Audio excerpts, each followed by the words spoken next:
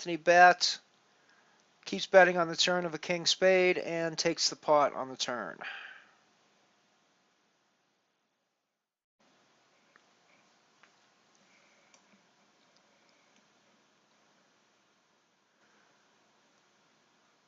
Nice looking low board, and now with the hearts high board coming out here, this could be a very wet pot. Easy to see somebody having scoopage on here. Roz takes it down on the turn without having to show cards. Nice pot of 3,200 there.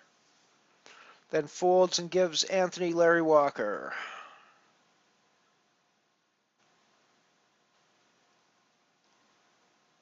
Ace, Queen, 9, 2 diamonds on the flop. Anthony bets. Rosalind check raises. The turn comes 4 diamond and Rosalind bets out. Anthony calls. Ace club on the river. Means no low. Possible full houses, possible flushes, all sorts of hands out there. Rosalind bets, takes it down without having to show the cards. 4,800 chip pot puts them pretty much dead even in chips now. The count says Rosalind was on top. Now Anthony's on top. It's pretty much there's not much between them.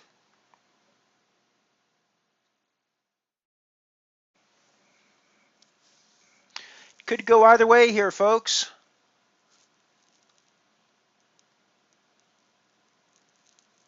I think you've always got to be wanting to open up your game, of course, in heads-up play, no matter what game you're playing. You're still, I think, wanting to be looking for low, as you always do in the high-low games, but it's going to be less important to be looking for the nutted hands when you're getting down to short-handed play like this. So you really will be seeing a much wider range of hands.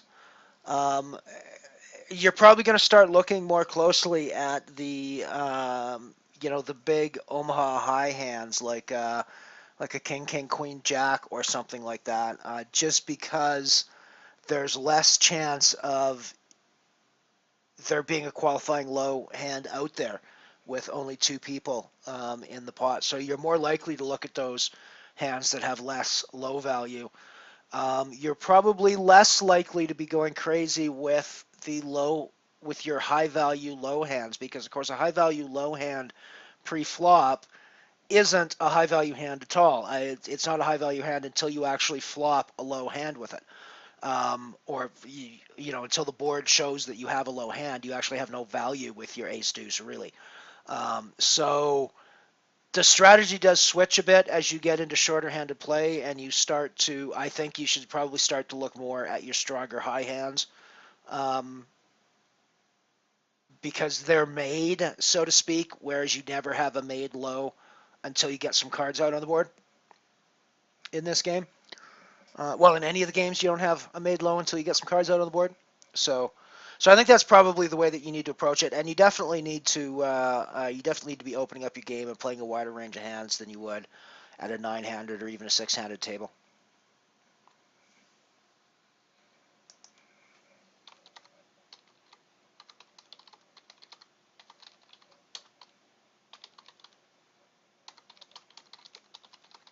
Roz has taken over the chip lead while I was talking about heads-up strategy there.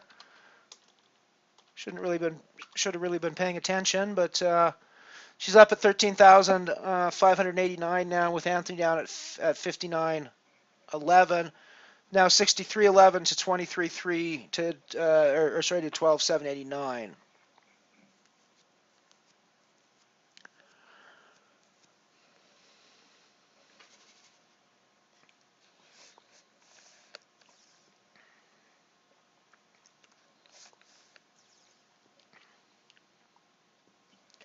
I think the strategy for the big stack player is to be putting pressure on the small stack as much as possible. It's harder to do that in a limit game because you don't have the power of the shove to work with.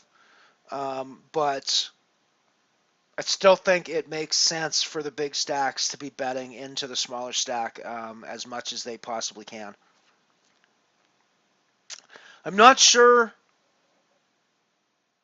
I'm not sure I'm thrilled with Roz's strategy, largely of limping her buttons into Anthony. I don't think it's been working terribly well for you, and I don't think generally it's going to be a great strategy. I think you probably want to be raising most of the time when you're coming into these pots, just to give yourself that pre-flop fold equity.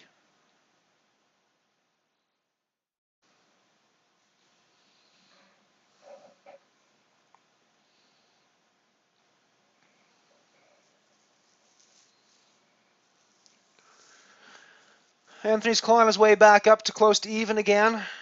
It's a couple of thousand chips behind, and one or two hands, and it'll go. It'll go the other way again. Lots of low possibilities developing here. Pretty wet board, spade draws, nut low straight draws, all sorts of fun stuff. With the pair eights, we've now thrown boats into the mix as well for high hands.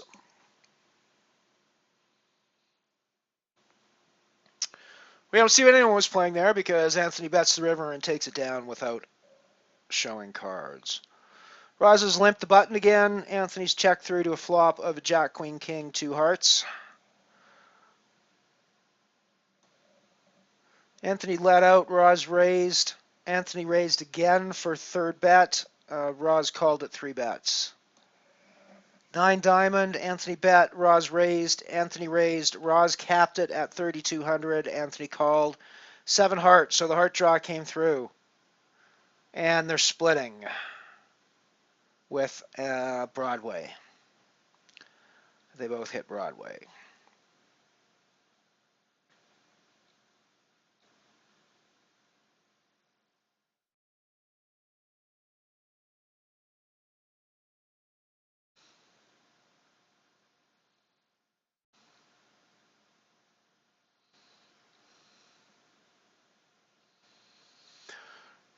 Next break coming up in 4 minutes. If we don't have a winner decided by then, of course, it's being heads up. It can end at any time. It could also go on for hours and hours and hours potentially. Well, I don't think this will go on for hours and hours and hours, but minutes and minutes and minutes potentially on here.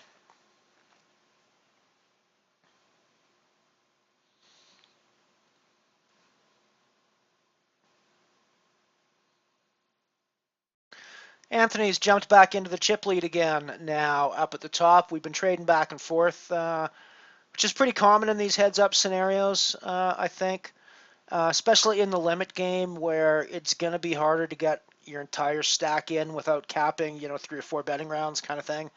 We're quickly getting to the point when, it's going to be pretty easy to start getting stacks in. I think we're going to 600, 1200 in 3 minutes.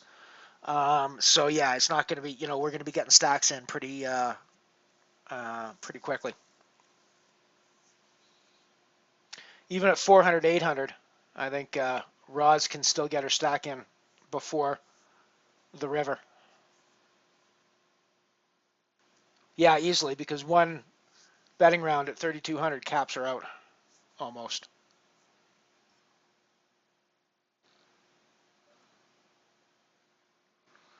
This definitely looks like it's going Anthony's way. Even when Roz has had the chip lead, I have to say Anthony's looked like the one who's been in control. In fact, it looked like he's been in control largely from about an hour ago till now, when he jumped out into the big chip lead.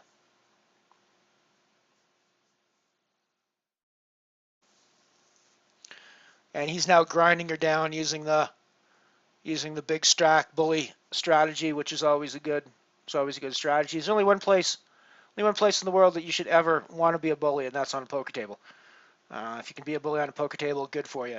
Be a bully anywhere else in the world, I'm not going to be your friend. But be a bully on a poker table, good for you.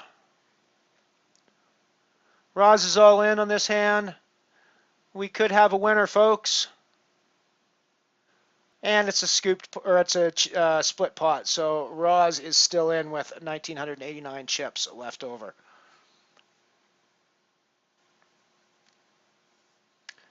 Anthony putting pressure on. We got the 3 bets pre-flop.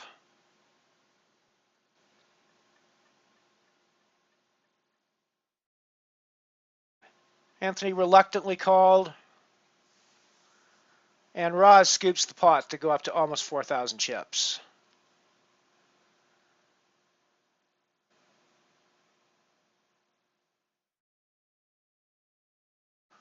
Roz is like a zombie here. Can't kill her. Keep knocking her down. She just gets back up again. It's actually been a very scrappy. Table by her. Split pot again.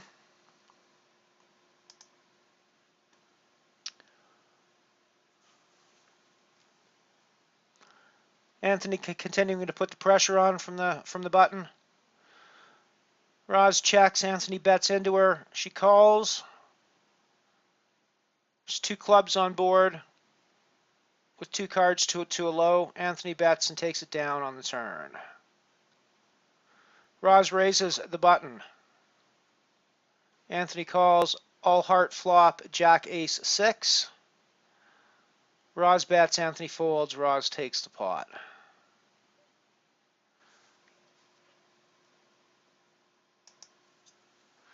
Three queens on the flop. Anthony bets. Roz folds. Anthony takes down the pot. Roz raises the button. Anthony calls. Flops come 6-9-9. Roz bets. Anthony raises. Roz re-raises. Anthony caps at 16. Roz says good luck and calls all in. 9-10 queen jack. And she hits the full house. Scoops the pot to 47.56.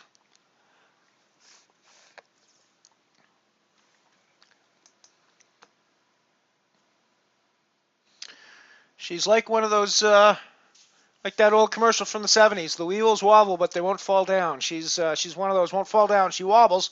She gets down low, but she's a scrapper. She comes back. Alrighty, folks, we have hit our break. I am going to click my little mute button and go off and take care of my custodial duties, and I will return shortly.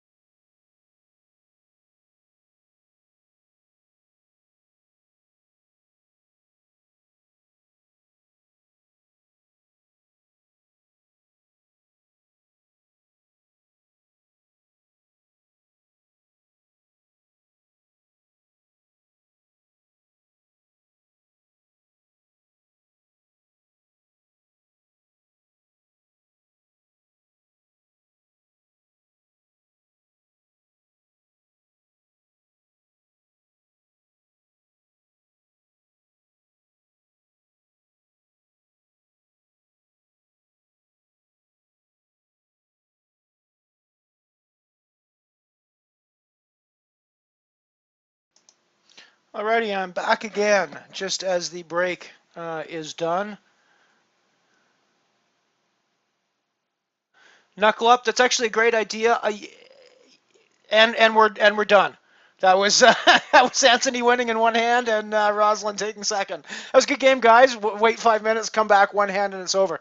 Kind of fun. But no, actually, what I want to find for my custodial duty breaks is if any of you are old enough to have watched the old Carol Burnett show, there was a little animated janitor woman, cleaning woman that came out at the end of the show on the screen, and I'd love to find a GIF of that to be able to throw on here for the custodial breaks. Thank you everybody for playing. That was an awesome game, and it was awesome to have everybody come out and play. We will do something again next week. I haven't decided what game we're going to play yet, but we will do something again. We might do it in the afternoon instead of at 6 p.m. Mountain Time like we did this week. I'm going to cut this stream for now, but I will be back in approximately 1 hour's time at 9:20 Mountain Time for the Sunday Raz, and we will stream the Raz tournament until I bust. So thanks very much everyone for coming out to this episode of Anything But Hold'em. We had a great time. We had a great tournament. Anthony took it down with $6.50 for first. Rosalind was second. Rosalind AKKA was second with $3.90. And Fadian was third with $2.60. Special thanks and a special shout out to Ken Lowe, Digicision, who finished fifth in today's tournament and who literally wrote the book on mixed games. He then went on to cash in the WSOP Dealer's Choice just to prove that the book was a good investment for you. So yeah, it was great to have him here. Great to have all my Poker News buddies here, even though one of them took it down and took my money away from me. That's cool. He had to pay me some money for his cash in the main event today anyways, because I had a piece of him. So it kind of evens us out for the day, I think, at the end of the day, probably. He probably comes out ahead still. Good. It was good to see Lane here as well. Good to see everybody. Thank you all for coming out, and see you in about an hour when I stream with the Raz. And see you next week for our next Anything But Hold'em tournament. Talk to you soon. Later.